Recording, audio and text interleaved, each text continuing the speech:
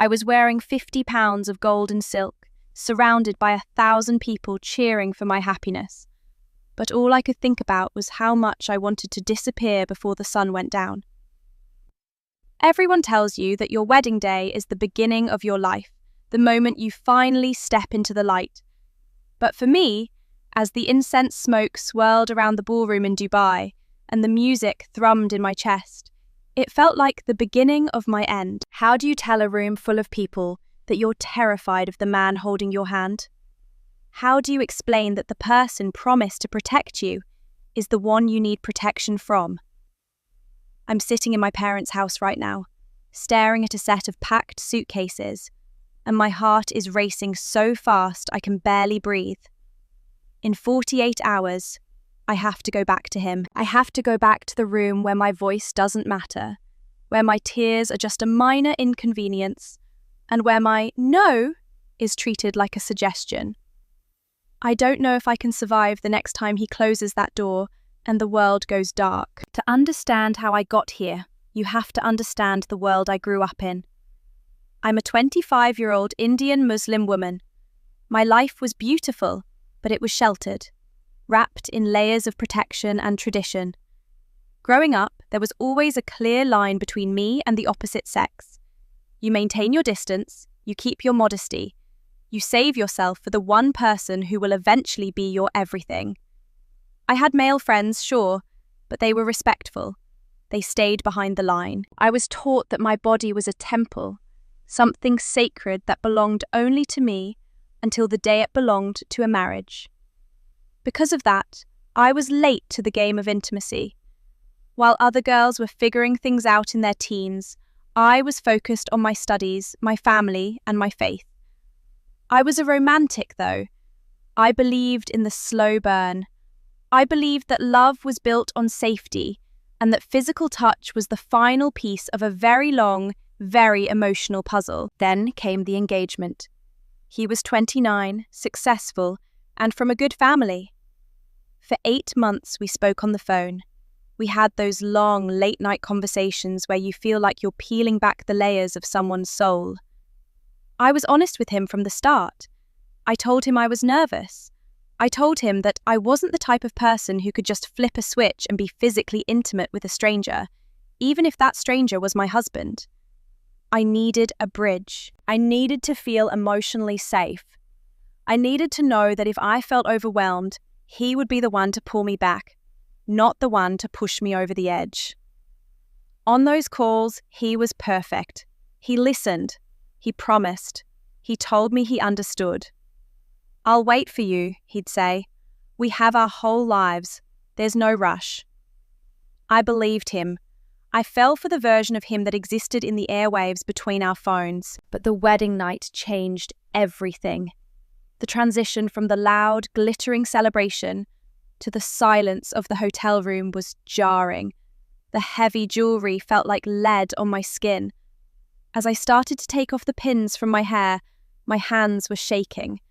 The panic was rising in my throat like a physical weight. I turned to him, my voice trembling, and I reminded him of what we had talked about. I told him I needed time. I told him I was scared. I just wanted to sleep, to process the fact that my entire life had changed in a matter of hours. I expected him to pull the covers up, kiss my forehead and tell me it was okay. He didn't. He didn't raise his voice, not at first. He just didn't stop. It started with small movements, things that felt normal for a husband, but felt like a violation of the boundary I had just drawn in the sand. I said no. I physically turned my body away from him, curling into a ball at the edge of the bed. I was shaking so hard the mattress was vibrating. I thought if I stayed still enough, if I became small enough, he would see my distress and stop. But he kept trying to initiate. Every time I moved his hand, it would find its way back. I spent my wedding night crying silently into a pillow, paralyzed by the realization that the man I had married didn't care about the words coming out of my mouth. The next morning was even worse. You expect the morning after your wedding to be soft, light streaming through the curtains, a slow start to a new life. I woke up feeling raw, my eyes swollen from the night before. I wasn't even fully conscious when I felt him behind me. He didn't ask, he didn't check in. He just started touching me, rubbing against me, trying to force a physical reaction from a body that was already in shutdown mode. I froze. It's a feeling I can't quite describe. It's like your mind leaves your body because it's too painful to stay inside it.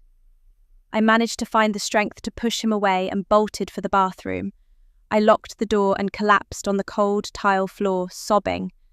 I felt like a hunted animal in my own marriage. When I finally came out, hoping for an apology or a moment of clarity, he looked at me like I was the one being dramatic. He acted like what he had done was just a natural part of being a husband. That was the first time I felt the gaslighting start. It wasn't, "I'm sorry I ignored your boundaries." It was, "Why are you making such a big deal out of this?" Over the next few weeks, a pattern began to emerge, a cycle that would eventually break my spirit. He would push and push until I broke down.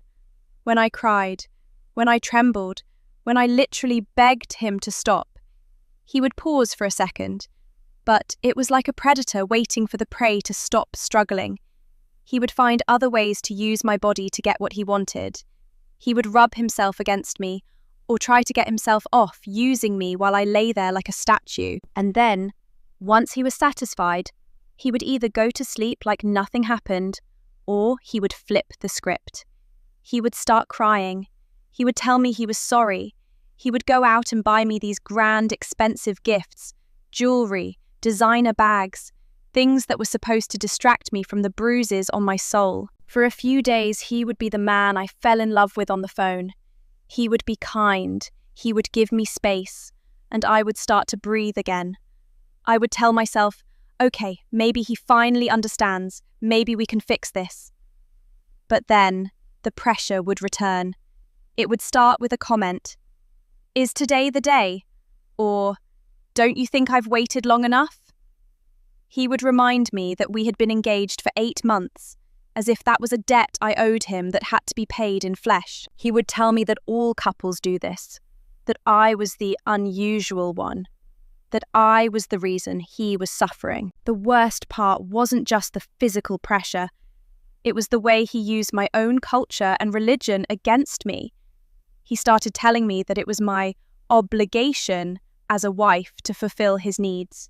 He compared me to the women of our parents' generation, saying they just adjusted and that I was being modern and difficult. He even gave me deadlines. "Just try it once," he would say, "and you'll get used to it." As if my consent was something I could just practice until it didn't hurt anymore. The hardest thing to explain to someone who hasn't lived it is the way your body begins to betray you. It doesn't matter what your mind says. Your body knows the truth long before you're ready to admit it. After 3 months of this, my body became a fortress under siege.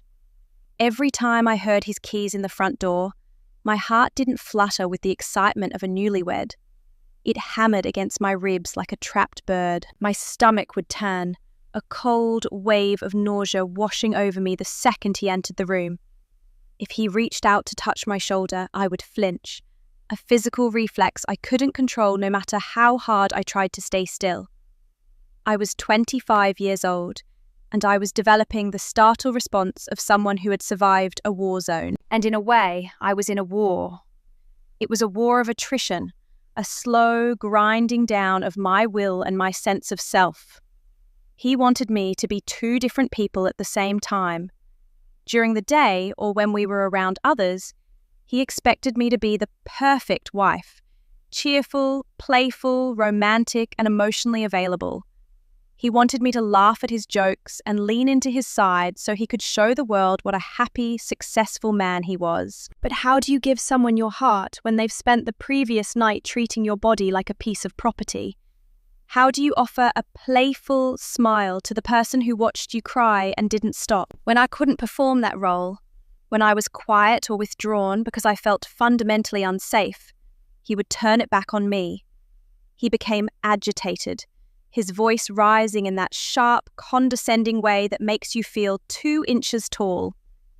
"You're the problem," he'd tell me, pacing the room.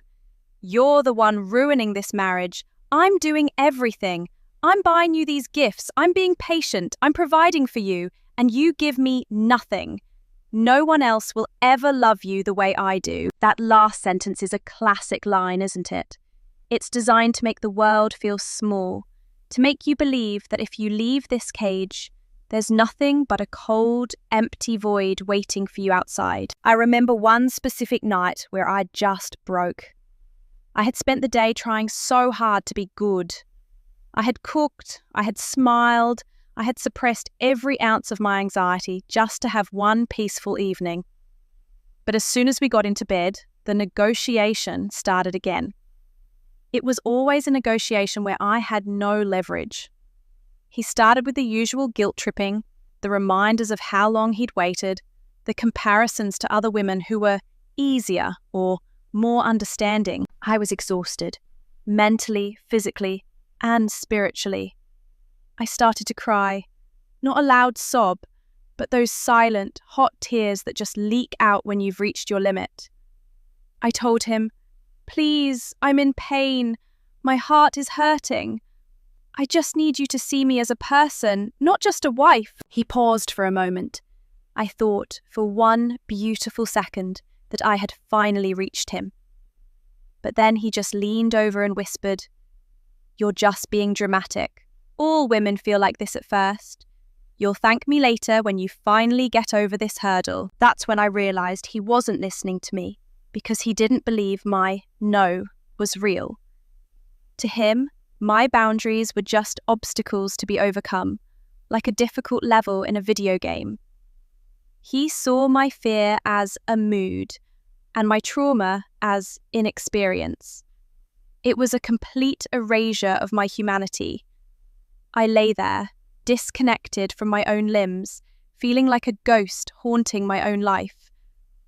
I started to have these episodes of dissociation, where I'd be in the room, but I'd be watching myself from the ceiling. I'd look down at this girl, shaking under the covers, and feel a deep, hollow pity for her. Eventually, I couldn't take the silence anymore.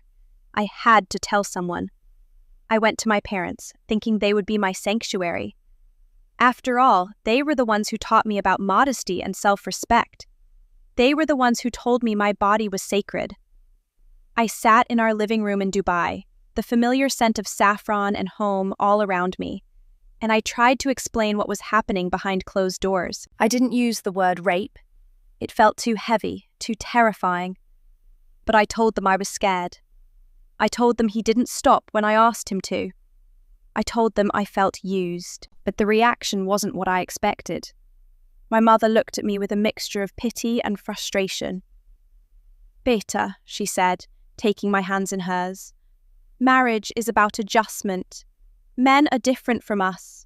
They have needs, and as a wife, it's your role to keep the peace in the home. He's a good man. Look at how he treats you in public. Look at the gifts he buys you. He's trying. You have to try too." My father was even more distant, focusing on the reputation of the family. To them, my husband was a catch, a successful, respectful Muslim man who apologized when he made mistakes. They saw the grand gestures and the public displays of affection, and they mistook them for love. They didn't see the way he looked at me when the doors were shut. They didn't see the flinch. I felt more trapped in that moment than I ever had in his house. If my own parents, the people who were supposed to love me most, told me to adjust to being violated, where was I supposed to go? I felt like I was screaming underwater. No one could hear me, and the ones who could were telling me to stop making noise because it was disturbing the neighbors. The weight of the cultural expectation began to crush me. In our community, divorce is a scarlet letter, especially so early in a marriage. People talk, they whisper at weddings.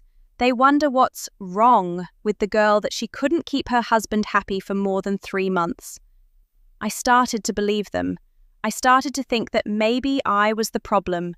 Maybe I was broken. Maybe I was just cold or frigid, like he said. I spent nights Googling my symptoms, wondering if I had some kind of medical condition that made me hate being touched. But deep down, I knew that wasn't it. I had guy best friends who were respectful, and I never felt this way around them. I had a heart full of love to give, but it was being choked out by fear. Now I'm currently staying at my parents' house for a short break. It's supposed to be a visit, but for me, it's been a lifeline. For the first time in months, I can sleep through the night without waking up in a panic. I can sit in a room without scanning for exits. But the clock is ticking.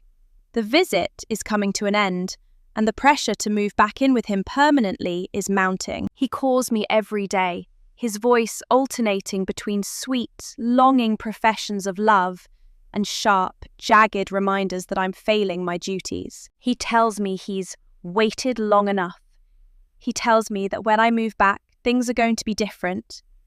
But I know what different means in his language. It means he's losing patience. It means the negotiation phase is over. I am genuinely, deeply terrified that once I'm back under his roof, without my parents nearby, the situation will escalate. I'm scared that my no will vanish entirely, swallowed up by his sense of entitlement. I look at my reflection in the mirror, and I don't recognize myself. My eyes are dull. I've lost weight. I have this constant low-grade fever of anxiety that never breaks. I feel emotionally numb, like a radio that's been tuned to static. I don't feel love for him anymore. I don't even feel anger. I just feel an overwhelming desire to be safe. But how do you choose safety when everyone you trust is telling you that safety is a luxury you can't afford? How do you walk away from a marriage when the crime is something that happens in the dark? Something that your own culture tells you is just a part of the job description. The clock on my bedside table feels like a countdown to an execution. Every tick is a second closer to the day I have to pack those suitcases and step back into a world where my body isn't mine. I spend hours just staring at them. The zippers, the handles, the floral pattern that used to look cheerful, but now looks like a shroud. My mother walks past the room and smiles, seeing the bags packed. She thinks I'm getting ready to go home to my husband. She thinks I'm finally adjusting. She has no idea that every time I look at those bags, I feel like I'm looking at my own coffin. The phone calls from him have changed lately. They've lost that thin veneer of sweetness he used during the first few weeks of our marriage. Now there's a sharp, jagged edge to his voice. He calls me 3-4 times a day, and if I don't answer by the second ring, the messages start flooding in. Where are you? Why aren't you answering? I'm your husband. You owe me your time. When I do pick up, he doesn't ask how I am. He doesn't ask how my day was. He goes straight to the ledger. He treats our marriage like a business contract where I've defaulted on my payments. I waited 8 months for you, he hissed into the phone yesterday. I was a gentleman. I didn't push. I gave you everything you asked for during the engagement. I stayed on those long calls. I listened to your emotional needs. And I did it all because I thought you were a woman who understood her role. But now I feel like I was scammed. I bought a car that won't start. I married a woman who won't be a wife. That word, wife, has become a weapon he uses to beat me into submission. He uses it to justify every violation. He started quoting religious texts to me, picking out the parts that talk about a woman's duty and ignoring everything about a husband's kindness or a woman's right to safety. He tells me that the angels will curse me if I turn him away. He tells me that by saying no, I am committing a sin that will haunt me. Can you imagine the weight of that? To be told that God is angry with you because you're crying in fear. To be told that your trauma is actually a moral failing. It's the ultimate trap. If I listen to my body, I'm a bad Muslim. If I listen to him, I'm a good wife who is slowly dying inside. He's even started giving me deadlines. I'm coming to pick you up on Saturday, he said with a chilling finality. And when we get home, things are going to be different. I'm done waiting. I've been patient enough. You have until the end of the week to get your head right. By Friday night, I expect you to be ready. No more crying, no more shaking. Just do your job. How do you get your head right for something that makes you want to crawl out of your skin? He talks about it like it's a chore, like washing the dishes or folding the laundry. Just try it once, he says, and you'll see it's not a big deal. You're just making it a big deal in your head. But it is a big deal. It's the biggest deal in the world. It's the difference between being a person and being an object. I've tried to look at other women in my community, searching for a sign that they've gone through this too. I see them at the grocery store, at the mosque, at family dinners. They look so composed. They look so adjusted. I wonder if they also lay awake at night with their hearts racing, or if they just made the choice to go numb. He compares me to them all the time. Look at my cousin's wife, he'll say. She's younger than you, and she's already pregnant. She's happy. She's playful. Why can't you be like that? Why do you have to be so difficult? Every time he compares me to another woman, it feels like he's erasing me. He doesn't want me. He wants a generic template of a wife. He wants a cheerful, romantic, playful doll that he can play with whenever he wants and put back on the shelf when he's done.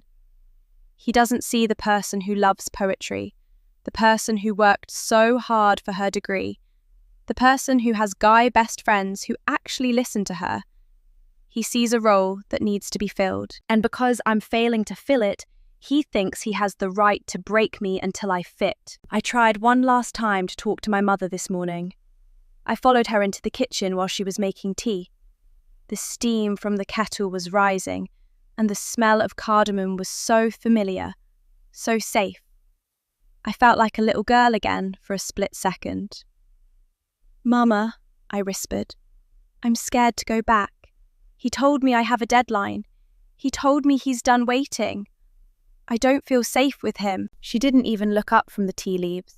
She just sighed, that long, weary sigh of a woman who has accepted her own fate and expects me to do the same. "He's just frustrated, Beta. You have to understand a man's nature.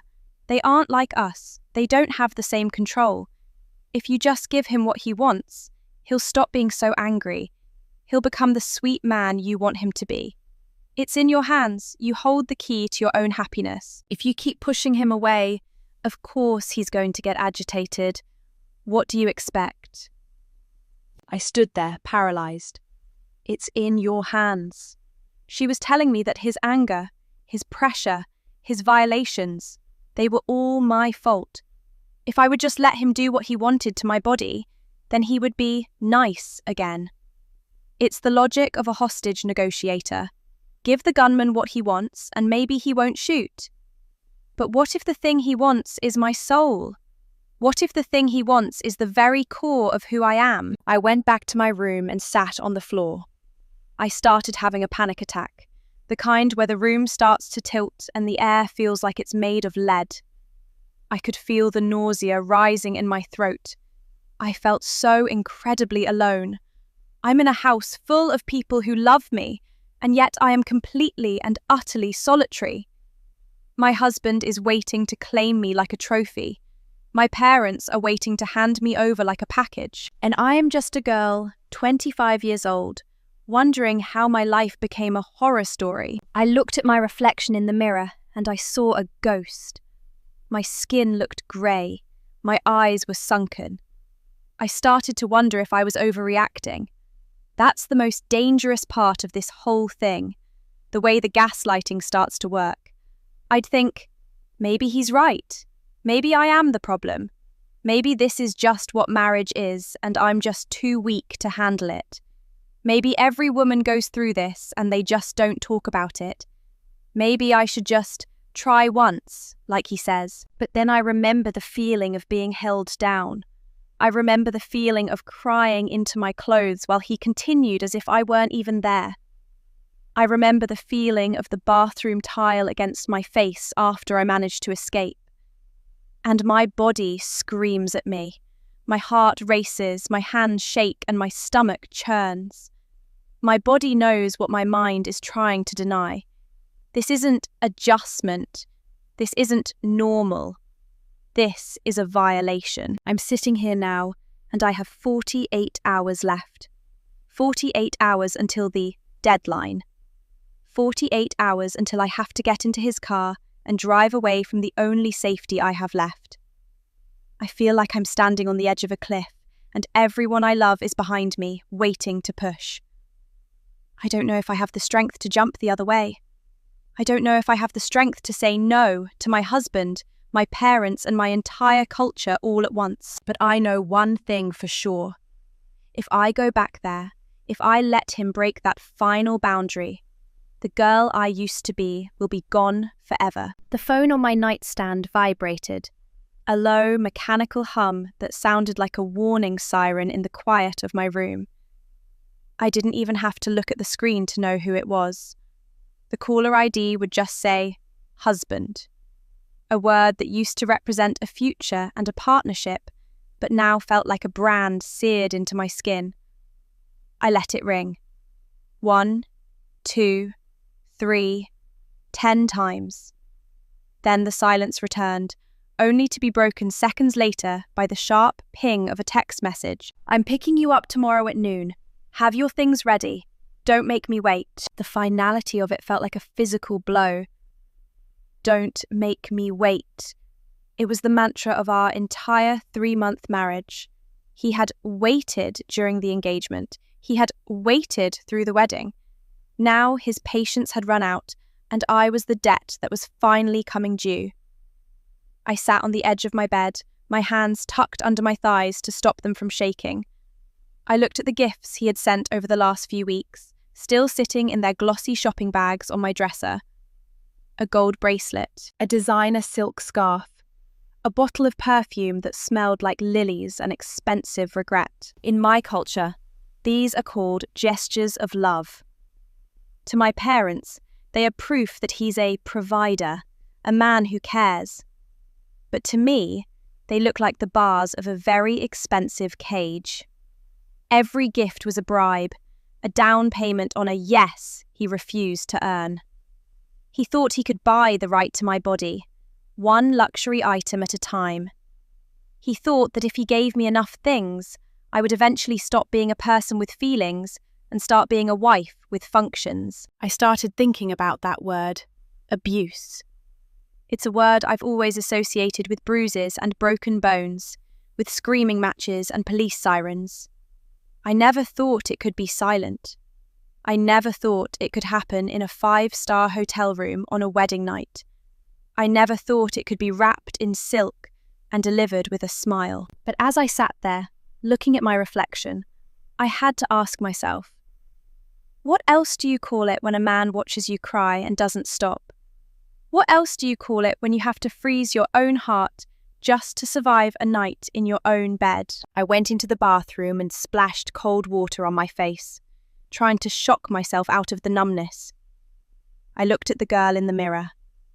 I used to be so full of life.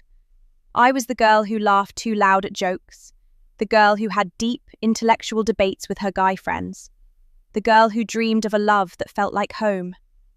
Now, I looked like a stranger. My eyes were flat, the light behind them extinguished by 3 months of being told that my no didn't matter. I remember one afternoon a few weeks ago, before I came back to my parents' house. He had come home early from work, looking playful. That's the word he used. He wanted to be romantic. I was exhausted, I was stressed, and I was, as always, scared. I told him I wasn't in the mood. I told him I just wanted to sit and talk. He laughed, a dry, humourless sound. Talk, he said, stepping into my personal space. We talked for 8 months on the phone. I didn't marry a radio. I married a woman. He reached for me, and I felt that familiar, icy spike of adrenaline. I tried to move away, to make a joke out of it, to de-escalate. But he grabbed my arm. Not enough to bruise, but enough to let me know I wasn't going anywhere. He started kissing my neck, and I felt my stomach flip. I told him to stop. I said it clearly. Please, stop. I'm not comfortable. He didn't even pause. He just whispered against my skin. You're always not comfortable. You need to get over it. You're my wife. This is what we do. I spent the next 20 minutes disconnected from reality. I stared at a crack in the ceiling, counting the bumps in the plaster, while he did whatever he wanted. I didn't fight back, because I knew fighting only made him more agitated. I knew that if I fought, he would start the guilt-tripping, the shouting, the religious lectures. So I just went away. I left my body in that bed, and I went somewhere deep inside my mind where he couldn't reach me. And when he was finished, he patted my leg and told me I was getting better at it. How do you recover from that? How do you look at a man who sees your dissociation as progress? I walked out of the bathroom and found my mother in the hallway. She was holding a stack of freshly laundered hijabs, her face soft and serene. She looked at me and smiled. Are you almost done packing, Beta? Your father is so happy you're going back. He was worried you were becoming difficult. But I told him you just needed a little rest. Mama, I said, my voice cracking. I can't go. I really can't. Please don't make me go back to him. The smile didn't reach her eyes this time. It turned into a thin, tight line. We've talked about this. Marriage isn't a fairy tale. It's a commitment. You made a promise before God and your family. Do you want to be the reason our name is dragged through the mud? Do you want people to say you were a failure after only 3 months? I don't care about the mud, I whispered. I care about the fact that I'm dying inside. He doesn't listen to me. He uses me. I'm scared of him. She stepped closer, lowering her voice as if the walls themselves were eavesdropping. All men are like this at the start. They are hungry. They are impatient. Once you have a child, he will settle down. Once you show him you are a good, obedient wife, he will become the man you want. But you have to give him something to work with. You can't just be a wall, a child. The thought of having a child with him, of being tied to this man forever, of having to endure even more obligations to bring a life into this nightmare, made me feel like I was going to throw up. My mother didn't see a daughter in pain. She saw a social contract that needed to be fulfilled. She saw a reputation that needed to be protected. She was willing to sacrifice my safety on the altar of what people will think. I went back into my room and locked the door. I sat on the floor, leaning my back against the wood, and I felt a level of isolation I can't put into words. I am surrounded by people, but I am entirely alone. My husband wants my body. My parents want my compliance. Nobody wants me. I started scrolling through my phone, looking at old photos from before the wedding. Photos of me with my friends at university, laughing over coffee. Photos of me at a wedding, dancing with my cousins. I looked so bright, so sure of myself. I realized then that the girl in those photos was someone he was trying to kill. He didn't want the bright, sure, educated girl. He wanted the broken, quiet, adjusted version of me. And if I went back tomorrow at noon, that's exactly what I would become. I looked at the clock. 24 hours left. I had 24 hours to decide if I was going to be the good wife everyone wanted me to be, or if I was going to be the person I needed to be to survive. I thought about the questions I had asked on Reddit. Am I overreacting? Is this abuse? Deep down, I knew the answer. I knew that if I saw my best friend being treated this way, I would tell her to run and never look back. I would tell her that a man who uses religion to guilt you into sex is not a man of God. I would tell her that a no that isn't respected is a violation, no matter what the marriage certificate says. But it's so much harder to say those things to yourself when your entire world is telling you the opposite. I started thinking about a plan, a way out. But where would I go? My parents wouldn't take me in if I left him without a good reason. And in their eyes, being unhappy wasn't a reason. Being scared wasn't a reason. Only blood or bruises counted as a reason. And even then, they'd probably tell me to forgive him. I felt like a bird trapped in a room with glass windows.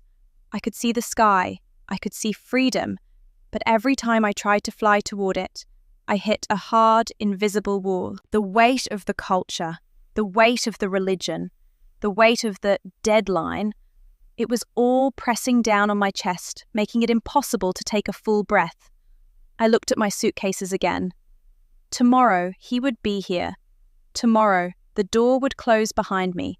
Tomorrow, I would belong to him again. Unless I found a way to stop it. That final night at my parents' house was the longest night of my life. I didn't sleep. I just lay there, watching the shadows of the palm trees outside my window dance across the ceiling. Every time a car drove by on the street below, my heart stopped. I was certain it was him, coming early, coming to claim what he believed he owned. I felt like a prisoner on death row, counting the minutes until dawn. I kept thinking about the nikah, the marriage contract we signed. When I signed that paper, I thought I was signing a promise of partnership and mutual respect. I didn't realize I was signing away my right to say no. I didn't realize I was signing a deed to my own body. As the sun began to rise over Dubai, painting the sky in shades of bruised purple and orange, the house started to wake up. I heard the familiar sounds of my mother in the kitchen, the clinking of teacups, the low murmur of the morning news on the television. To anyone else, it was a beautiful, peaceful morning. To me, it was the sound of the trap closing. I got out of bed, my limbs feeling heavy as lead, and I dressed myself in the clothes my mother had picked out for me. A bright, cheerful outfit that was supposed to signal my happy return to my husband. I looked at the questions I had typed out on my phone, the ones I had posted in a moment of sheer desperation. Am I overreacting? Is this abuse? I looked at my hands. They were trembling so hard I could barely hold the phone. If this was normal, why did I feel like I was walking to my own execution? If I was overreacting, why did my body feel like it was under physical assault every time he touched me?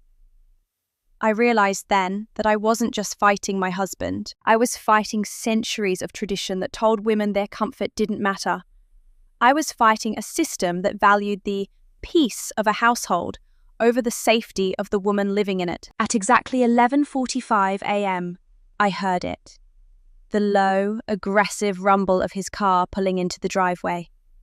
My father went to the door, his face beaming with a pride I couldn't understand. He opened the door and greeted my husband with a hug, welcoming him into the house like a hero returning from war.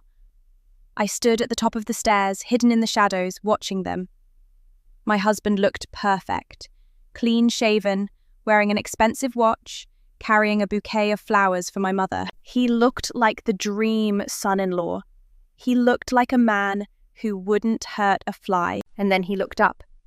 He saw me standing there, and for a split second the mask slipped. His eyes didn't look like the eyes of a man in love. They looked like the eyes of a man who had won a long, frustrating game. He gave me a tight, triumphant smile. "Ready to go home, John?" he asked, his voice smooth and dripping with a sweetness that made my skin crawl. My mother came up behind me and gave me a gentle push toward the stairs. "Go on, Beta. Your husband is waiting." I walked down those stairs like a ghost. Each step felt like I was descending into a dark pit. When I reached the bottom, he stepped forward and wrapped his arm around my waist. He squeezed just a little too hard, his fingers digging into my side. It was a message. I'm in control now. I didn't flinch. I couldn't. I was too numb to feel anything but the cold, hard reality of my situation. We did the formal goodbyes. My father gave me a lecture on being a good wife, My mother whispered another reminder to adjust. And then we were at the car. He loaded my suitcases into the trunk, the same suitcases I had stared at for days, and slammed it shut. The sound echoed through the quiet neighborhood like a gunshot. The drive back to our apartment was silent. He didn't try to make small talk. He just drove, his hands gripped tight on the steering wheel, his jaw set. The playful husband from the phone calls was gone. He didn't need that version of himself anymore. He had me in the car. He had me back under his roof. When we finally pulled into the underground parking of our building, he turned off the engine and the silence became suffocating. "You've had your little break," he said, not looking at me. "I hope you use the time to fix your attitude. I'm tired of the drama. I'm tired of the crying. I've been more patient than any other man would be, but that ends today. Do you understand?" I didn't answer. I couldn't find my voice. It felt like it had been buried under miles of sand. "I asked if you understand," he said, his voice dropping an octave, becoming low and dangerous. "Yes," I whispered. He nodded, satisfied. "Good, let's go up. I have a surprise for you." We went up to the apartment. It was exactly as I had left it, pristine, expensive, and cold. He led me into the bedroom, and there, on the bed, was another gift. A box from a high-end lingerie store. He pointed at it. "Put that on," he said. "I'm going to make us some tea, and then we're going to have a real wedding night. No more shaking. We're going to be a real couple." He walked out and closed the door, leaving me alone in the room that had become my personal hell. I looked at the box on the bed. I looked at the door. And then I looked at the window. We were on the 12th floor.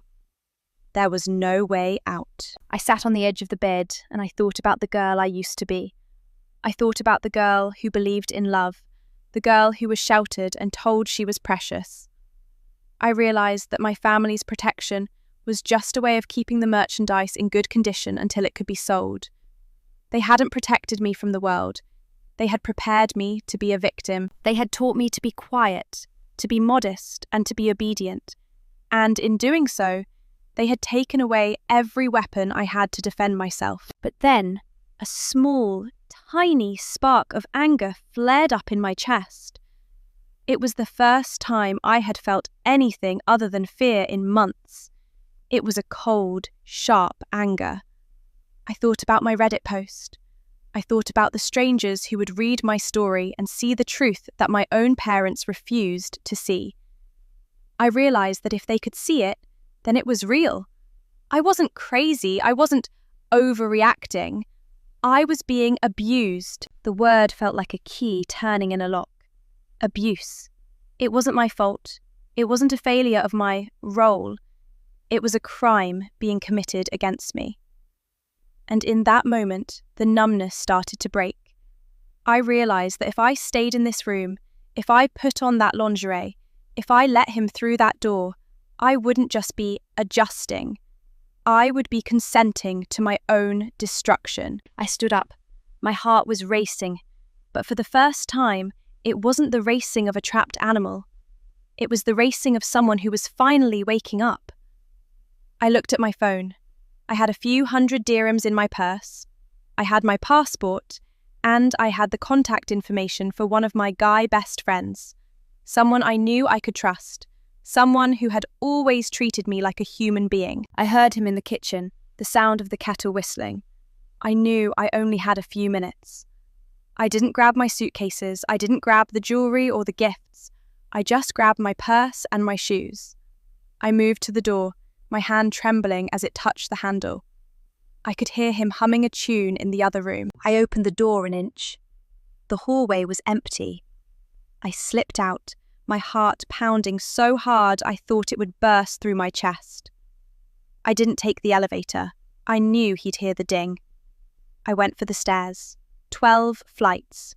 I ran like my life depended on it, because I knew that in a very real way, it did. My lungs were burning, my legs were shaking, but I didn't stop. When I hit the ground floor, I burst through the emergency exit and into the humid Dubai air. I didn't look back. I didn't look at the windows of our apartment. I just ran toward the main road and hailed a taxi. As the car pulled away, I looked at the building shrinking in the distance. I felt a wave of nausea, followed by a terrifying, exhilarating sense of vertigo. I had done it. I had left. But as the taxi sped through the city, reality began to set in. I had left my husband. I had defied my parents. I had broken the ultimate taboo of my culture. I was 25 years old, I had no home, and I was officially difficult. I pulled out my phone and looked at the Reddit post one last time. I saw the comments starting to roll in. People telling me I was brave. People telling me to stay safe. People telling me that I was right to leave. I realized then that the hardest part wasn't leaving the apartment. The hardest part was going to be surviving the aftermath. I had to face my father. I had to face my mother's disappointment. I had to face a community that would judge me without ever knowing the truth. But as I looked out at the city lights, I felt something I hadn't felt since the day of my wedding. I felt like I could breathe. The taxi smelled like stale cigarettes and cheap air freshener, a scent that will forever be linked in my mind with the moment I chose my life over my reputation. I sat in the back seat, clutching my purse to my chest as if it were a shield. The driver kept looking at me in the rearview mirror, probably wondering why a woman dressed in expensive silks was trembling like she'd just seen a ghost. I wanted to tell him that I hadn't seen a ghost.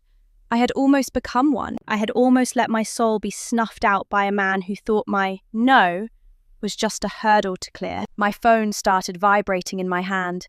It was a frantic, rhythmic buzzing that felt like a heartbeat. I looked down. Husband. I declined the call. 2 seconds later, it buzzed again. Husband. I declined it again. Then came the text messages. They started off confused. Where are you? I have the tea ready. Did you go to the store? Then they turned sharp. Why aren't you answering me? Get back here right now.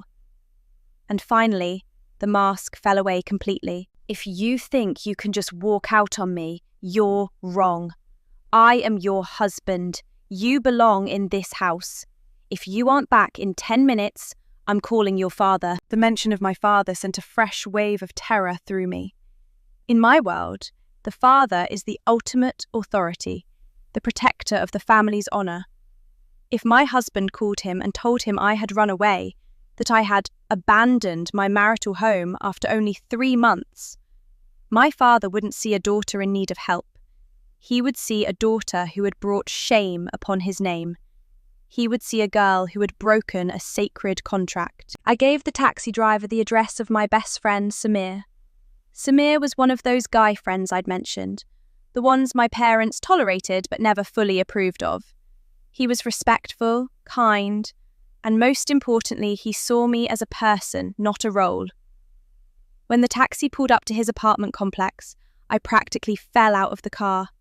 I ran to his door and pounded on it until he opened it, looking confused and sleepy in his sweatpants. The moment he saw my face, his expression shifted from confusion to pure alarm.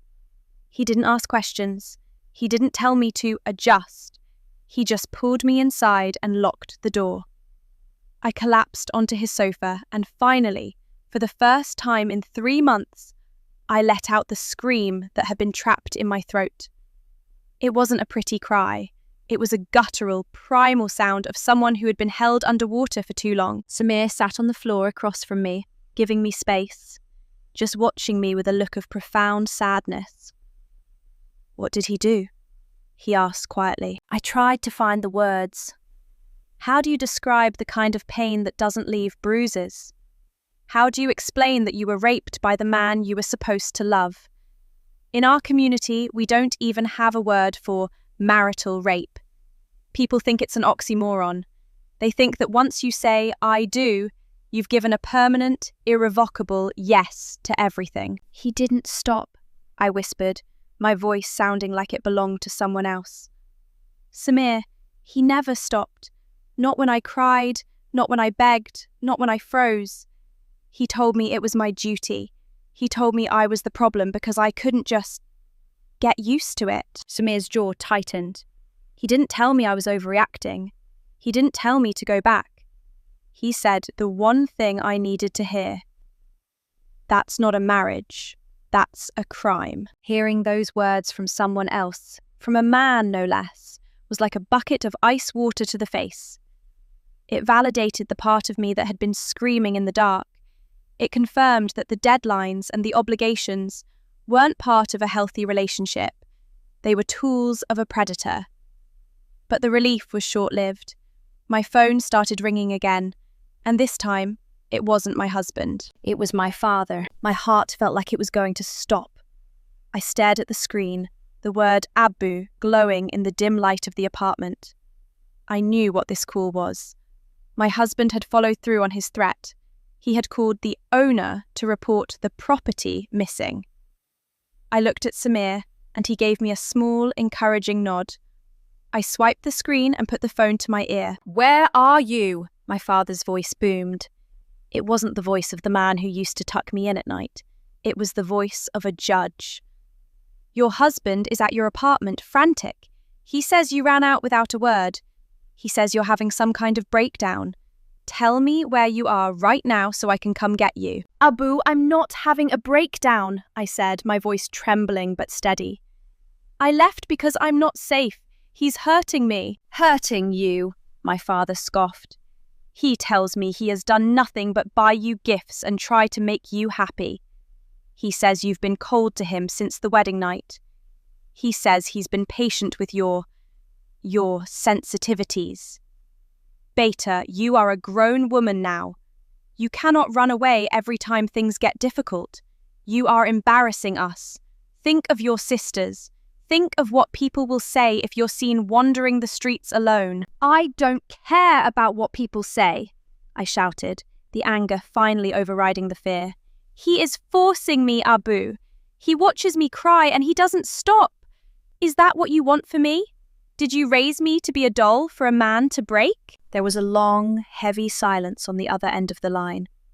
For a second, I thought I had reached him. I thought the father who used to call me his little princess would finally stand up for me. But then, he spoke in a cold, measured tone. "A wife's place is in her husband's home.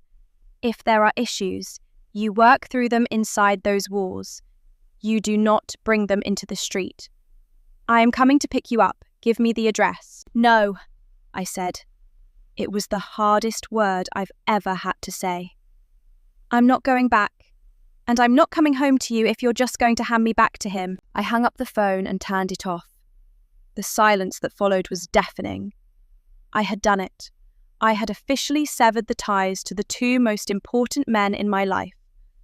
I was a 25-year-old Indian Muslim woman in Dubai, sitting in a male friend's apartment with no money, no plan, and a family that viewed my survival as an embarrassment. I looked at Samir. "They're going to hate me," I said. "They don't have to live your life," he replied.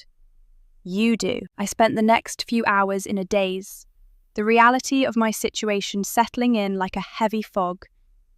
I realized that my husband's behavior wasn't just a pattern or a lack of understanding. It was calculated. He had used the 8 months of our engagement to map out my vulnerabilities. He knew I was sheltered. He knew I was late to intimacy. He knew my family would never support a divorce. He had chosen me specifically because he thought I would be easy to break. The gifts, the apologies, the crying, it was all a performance to keep me off balance just long enough for him to get what he wanted. He had compared me to older generations not because he respected tradition, but because he wanted to use tradition as a leash. He brought religion into it not because he was a man of faith, but because he knew my faith was important to me, and he could use it as a weapon. He had tried to gaslight me into believing that my own body was the enemy, that my natural response to trauma was a malfunction. As I sat on Samir's couch, I thought about the thousands of other women who might be in this exact position right now. Women who were told to adjust. Women who were told that their husband's needs were more important than their own safety. Women who were currently staring at a crack in the ceiling, waiting for the night to be over. I felt a sudden, fierce sense of clarity. I wasn't just leaving a marriage. I was leaving a cage that had been built around me before I was even born. I was breaking a cycle that had probably been crushing the women in my family for generations. And even though I was terrified, even though I had no idea what tomorrow would look like, I knew one thing for certain. I would rather be difficult and alone than obedient and destroyed. But then, a knock came at Samir's door. Not a gentle knock, a heavy, rhythmic pounding that made my blood run cold. "I know she's in there," a voice screamed from the hallway. It was my husband, and he didn't sound like the patient, gentle man my parents thought he was. He sounded like a man who had finally lost his grip on his prey. The sound of his fist against the door wasn't just a knock. It was a reclamation. Every blow felt like it was landing directly on my chest, a rhythmic reminder that, in his mind, I was still his property, and I had been stolen. Samir stood by the door, his hand on the lock, his face pale but determined. He looked at me, a silent question in his eyes. "Do you want me to open it?" "Open the door, Samir!" My husband's voice cracked through the wood, high-pitched and jagged with a rage I had never heard him use in public. "I know she's in there. You're harbouring my wife. I'll call the police. I'll tell them you kidnapped her. I'll ruin your life." I stood in the middle of the living room, my legs feeling like they were made of water. For a second, the old fear, the good girl fear, tried to take over. I thought about the scandal. I thought about the police arriving at a bachelor's apartment to find a married woman hiding inside. I thought about my father's face when the news hit the community. But then, I looked at the door. I looked at the man on the other side, who was screaming about his wife, as if I were a piece of furniture he'd misplaced. "Samir," I whispered, my voice finally finding its edge. "Open it." Samir hesitated and slowly turned the deadbolt. The door flew open before he could even grab the handle. My husband burst in, his eyes bloodshot, his hair dishevelled. He looked nothing like the polished, successful man who had walked into my parents' house only hours before.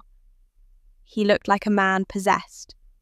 He didn't even look at Samir. He went straight for me. "What do you think you're doing?" he hissed, grabbing my wrist.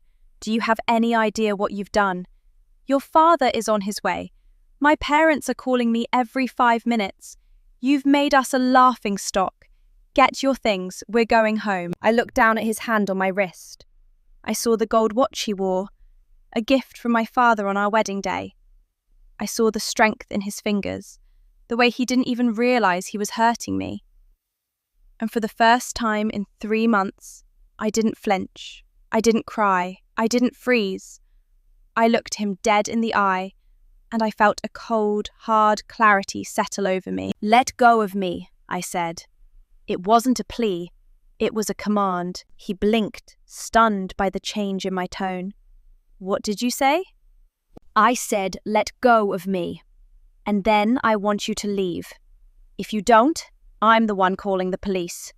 And I'm going to tell them everything. I'm going to tell them about the wedding night. I'm going to tell them about the bruises you leave on my soul every single night. I'm going to tell them that I said no, and you didn't care." He let out a sharp, mocking laugh, but I could see the flicker of doubt in his eyes. "No one will believe you. You're my wife. There is no such thing as no in a marriage here. You signed the contract." "The contract didn't include my soul," I replied, my voice getting louder, stronger. "The contract didn't give you the right to break me. You kept asking if today was the day. Well, today is the day. It's the day I stop being your victim. It's the day I stop caring about the honor of people who would rather see me destroyed than divorced. Get out." Samir stepped forward then, his presence a silent wall between us. My husband looked at me, then at Samir, then back at me. He realized, perhaps for the first time, that the shaking girl was gone. He had pushed me so far that I had finally come out the other side. He let go of my wrist, his face twisting into a mask of pure contempt. "Fine," he spat. "Leave. Go be a difficult woman. Go see who else will want you after you've been used and discarded. You'll be back. When you realize that the world doesn't care about your feelings, you'll be begging me to take you back. But I won't. You're dead to me." He turned and stormed out of the apartment, slamming the door behind him with such force that the pictures on the walls rattled. The silence that followed was heavy. I collapsed back onto the sofa, the adrenaline leaving my body in a rush. I was shaking again, but this time it was different. It was the shaking of a building that had survived an earthquake. I was still standing. The next few weeks were a blur of fire and ice. My husband filed for a return to the marital home legal notice. My father refused to speak to me, sending messages through my mother that I was no longer welcome in his house until I rectified my mistake. My community whispered. I was the girl who couldn't handle it. I was the girl who ruined a good man's life, but I wasn't alone. I found a lawyer who specialized in women's rights within Islamic law, a woman who looked at me with fierce, kind eyes and told me that I wasn't the first, and I wouldn't be the last. I started seeing a therapist who helped me understand that what I had experienced wasn't adjustment. It was trauma. She used the words I was too afraid to use: sexual assault, domestic abuse, psychological warfare. I stayed with friends, worked remotely, and slowly, piece by piece, I started to reclaim my body. I stopped flinching when someone touched my shoulder. I started sleeping through the night. I stopped looking at my reflection and seeing a ghost. I'm still in the middle of the legal battle. It's not easy, and there are days when the weight of the cultural pressure feels like it might crush me all over again. But then I remember that afternoon in the taxi. I remember the feeling of the Dubai air on my face when I realized I was free. I realize now that I was never overreacting. I was reacting exactly the way a human being should react when their dignity is being stripped away. To anyone listening to my story who feels like they are trapped in a duty that is killing them, you are not a role. You are not a contract. You are not a difficult person for wanting to be safe in your own skin. The people who tell you to adjust to abuse are not protecting you. They are protecting a status quo that treats women as collateral damage. What would you do if you were in my shoes?